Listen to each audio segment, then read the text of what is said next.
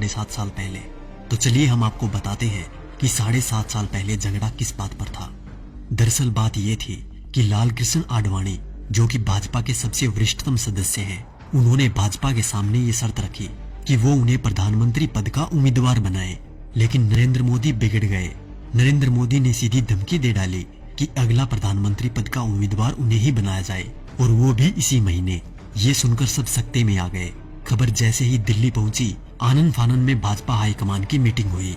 नरेंद्र मोदी और आडवाणी दोनों के बीच सुलह करवाने का प्रयास हुआ और अंत में ये निर्णय लिया गया कि चुनाव लड़ने के लिए धन की व्यवस्था आडवाणी और मोदी में से जो भी करेगा, पार्टी उन्हें ही प्रधानमंत्री पद का उम्मीदवार बनाएगी।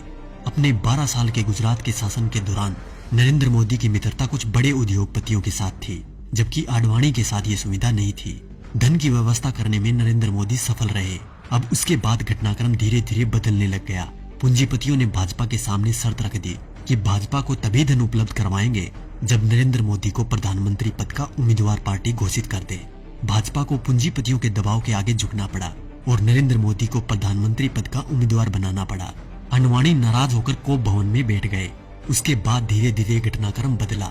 लोकसभा चुनाव प्रचार के दौरान मुकेश अंबानी ने देश में 22 चैनल खरीद लिए।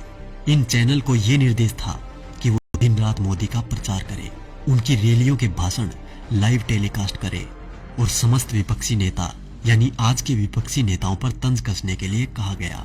मायावती, अखिलेश, केजरीवाल, राहुल गांधी, सोनिया गांधी, लालू समेत तमाम नेताओं पर तंज कसने के लिए कहा गया। मीडिया ने ये काम बखूबी किया भी। तकरीबन 600 वेबसाइटों को मुकेश अंबानी ने खरीद लिया। नरेंद्र मोदी ने 400 रैलियां की थी। इन रैलियों का खर्चा अपने 67 पूंजीपति मित्रों के द्वारा उठाया गया। नरेंद्र मोदी को चुनाव प्रचार करने के लिए एक हेलीकॉप्टर दिया गया था। ये हेलीकॉप्टर चुनाव प्रसार के लिए अडानी ने दिया था। जैसे ही परिस्थितियां थोड़ी बदली, देश के प्रधानमंत्री मोदी जी बन गए। अरे मित्रों, मैं तो पीएम बन गया। पीएम बन के कैसा तन गया।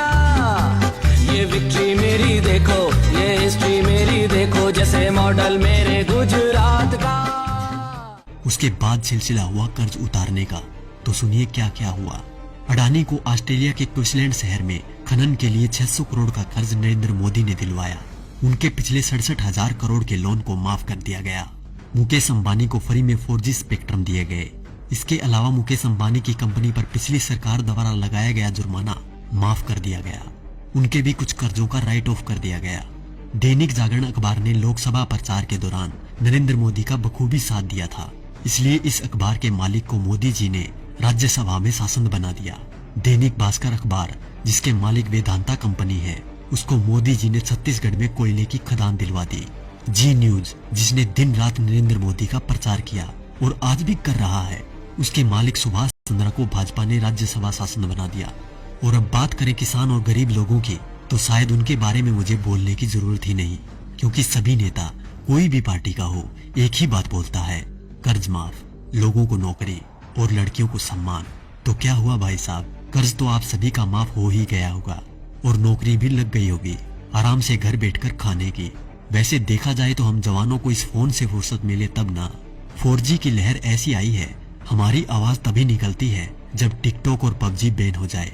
वैसे भी टिकटॉक के बैन होते ही अंबानी ने 5 बिलियन का ऑफर दे दिया टिकटॉक को कि हमें बेच दो, हम खरीद लेंगे। और रही बात PUBG मोबाइल गेम की, तो PUBG बैन होते ही खबर आई कि हम 4G गेम मैदान में उतार रहे हैं। अच्छी बात है, मेक इन इंडिया होना भी चाहिए, पर शायद अब इस गेम से युवा गलत दिशा में नहीं जाएंगे, क्योंकि इसको गंगा के जल से धोकर लॉन्च किया जाएगा। तो देखा दोस्तों, ये थी खबर। बाकी जो मीडिया दिन रात आपको दिखाता है, वो तो सिर्फ उसका प्रचार है। साथियों, ये खबर हर फोन में होनी चाहिए, जिससे कि बीजेपी की इस करतूत का सबको पता चल जाए।